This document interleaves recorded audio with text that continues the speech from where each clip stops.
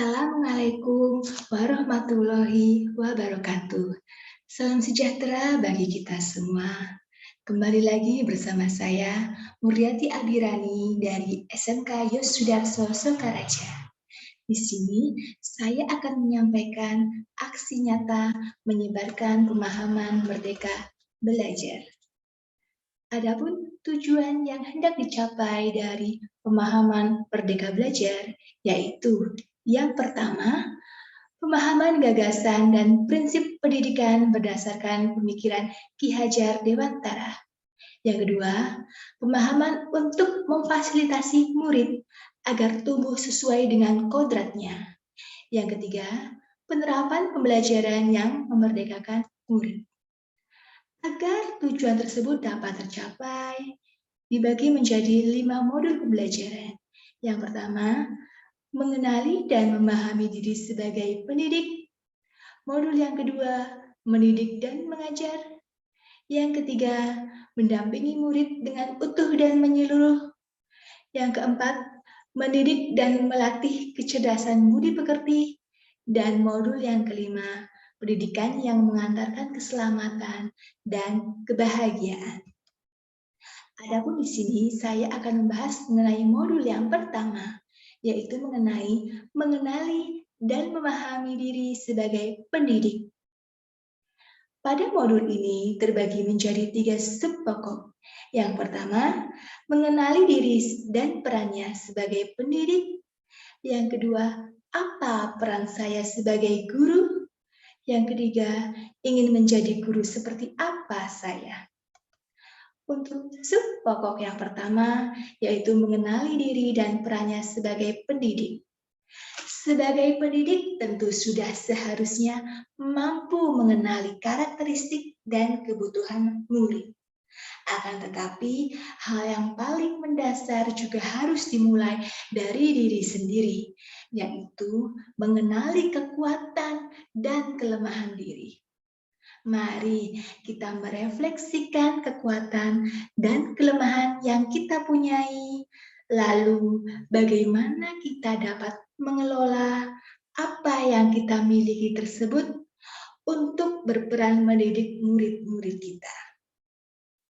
Kita perlu terus belajar agar bisa menghantarkan murid-murid untuk berdaya dan menjadi manusia yang merdeka. Ki Hajar Dewantara berkata, manusia merdeka adalah manusia yang hidupnya bersandar pada kekuatan sendiri, baik lahir maupun batin, tidak tergantung pada orang lain.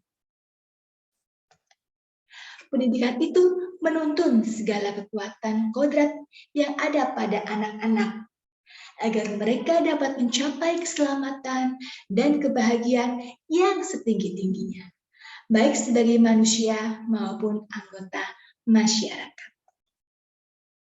Bapak Ibu semua, bagaimana memaknai dan menghayati pribadi kita sebagai manusia yang merdeka untuk terus belajar? Apa yang perlu kita selaraskan agar bisa menjadi pendidik yang relevan dengan konteks zaman?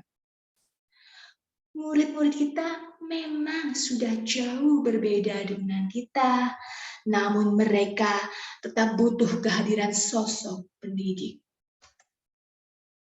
Pendidik itu menuntun tumbuh atau hidupnya kekuatan kodrat yang ada pada anak-anak, agar dapat memperbaiki lakunya, hidup, dan tumbuh kekuatan kodrat anak. Apa peran kita sebagai pendidik untuk dapat menuntun kekuatan kodrat dari murid-murid kita? Bagaimana kita bisa menjaga hidup dan tumbuhnya kekuatan kodrat murid-murid kita? Bapak Ibu semua, jangan lupa, salah satu langkah awal kita sebagai pendidik adalah bagaimana memaknai dan menghayati pribadi kita sebagai manusia yang merdeka untuk terus belajar. Bapak Ibu guru semua, untuk sub yang kedua yaitu mengenai apa peran saya sebagai guru. Bapak Ibu, hal apa yang membuat guru merasa sangat bersemangat pergi ke sekolah? Apakah tak sabar ingin menyaksikan kemajuan belajar salah satu murid yang kemarin baru saja kita terangkan sampai berulang kali? Menyelaraskan peran sebagai pendidik yang relevan dengan konteks murid dan zaman. Ki Hajar Dewantara berkata, memberi ilmu demi kecakapan hidup anak dalam usaha mempersiapkannya untuk segala kepentingan hidup manusia, baik dalam hidup bermasyarakat maupun hidup berbudaya dalam arti seluas-luasnya. Bapak Ibu semua, apa harapan Bapak Ibu guru untuk murid-murid yang kini tengah kita ampuh? Menyamakan mendidik anak dengan mendidik rakyat. Kehidupan kita saat ini adalah buah dari pendidikan yang kita terima saat kita masih anak-anak. Apa yang bisa kita lakukan untuk menghantarkan mereka menuju mimpi-mimpi dan cita-cita mereka? Bagaimana kita menyesuaikan peran untuk menuntut perjalanan belajar mereka? Untuk pada akhirnya menemukan siapa diri mereka dan menghantarkan mereka menuju cita-citanya. Bapak, Ibu guru semua, hal sekecil ucapan pujian maupun cemoohan yang tidak sengaja terucap akan meninggalkan makna bagi murid-murid yang kelak akan menjadi bagian dari masyarakat. Setiap hal kecil yang kita sampaikan di kelas akan berkontribusi pada kecakapan hidup anak saat dewasa. Jangan lupa Bapak Ibu semua yang kita rancang untuk disimak murid mesti bertujuan. Sebab saat mengajar di dalam kelas, guru sebenarnya sedang membentuk budaya masa depan lewat murid-murid kita. Bapak Ibu guru semua, di pokok yang ketiga yaitu ingin menjadi guru seperti apa saya. Murid seringkali terinspirasi dari ibu dan bapak gurunya.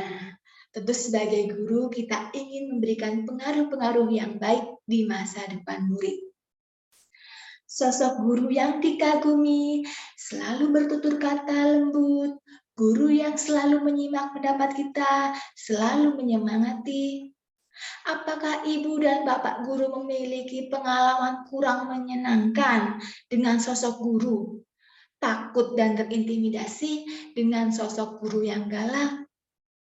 Pernah merasa dipermalukan oleh guru?